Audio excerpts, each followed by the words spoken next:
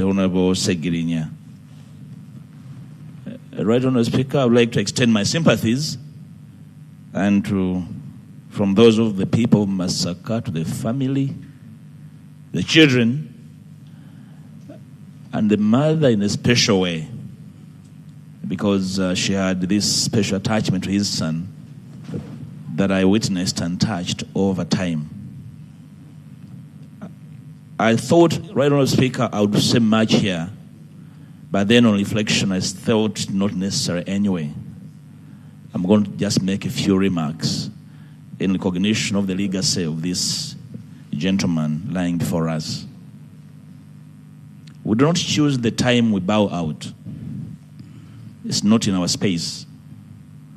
And I have been scanning through the commentary relating to his demise. And you could tell that there's not a single phrase or statement or word that would afford him a befitting epitaph. Probably his life has been a cocktail. It was a short life. We could not master exactly where his journey would end. But like I said, we don't choose when we bow out. He never chose this. I followed closely on behalf of Parliament. Then as leader of the opposition when he was arrested, I followed him and his brother, the Honorable Ssegiriinya, through the challenges in prison, falling sick. Ssegiriinya, I beg your pardon, Right Honorable Speaker.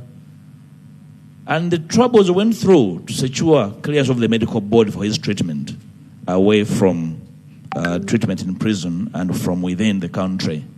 I want to thank you, Right Honorable Speaker, for the effort. At one stage, the Right Honorable Speaker had to do a money hunt for members of the medical board to convene and clear the treatment of Honorable Ssegiriinya. It was tough.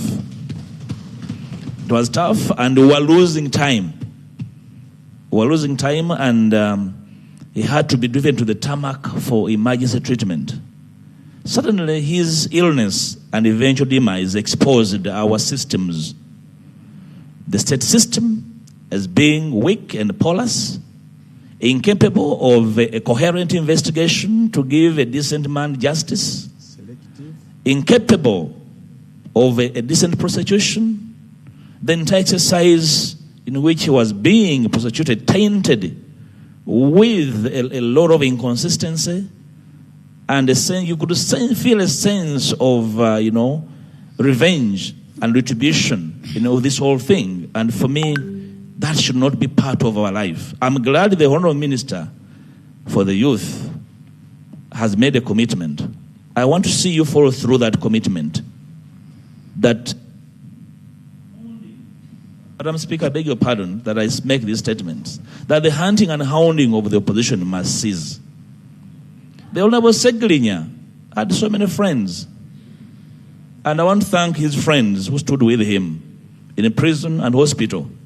Even when he left prison, and some friends were questioning how he was released, yet they knew he was very sick. That for me was inhuman.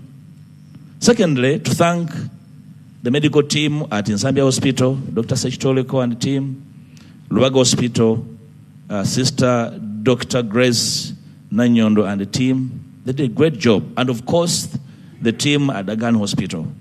I visited Ssegiriinya at Aga Khan, and I thought we had lost him. But the mother stayed strong, and the young man called Kasaga, who was taking care of him very closely. I found them desperate.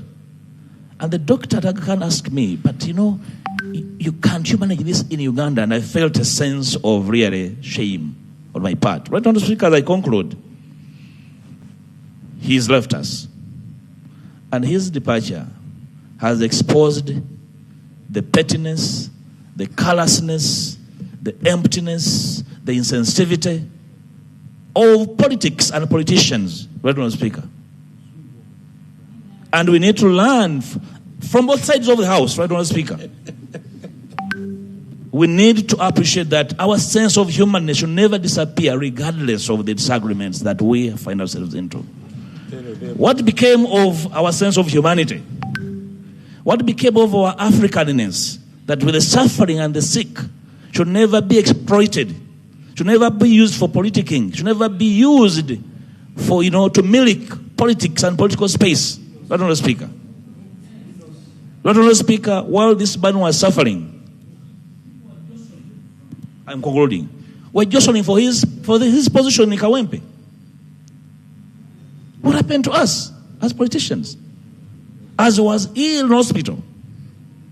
And I made sure all those who are supposed to know get to know. They never visited. They were plotting for his position in Kawempe. This is very careless of politicians. It must stop. We don't choose when we go. Our sense of sensitivity should never get away because one of us is suffering. We must fit for each other. And this I'm saying to both sides of the House. Lord Honourable Speaker, to the Honourable Ssegiriinya, you fought your battle. You did your bit humbly, with humility, with a little, in terms of exposition, in terms of capacity. We shall escort you, not as a villain, but as a victor in these very small spaces in which we struggle to make a difference. Sleep well, my brother. Thank you, Honourable Hassan.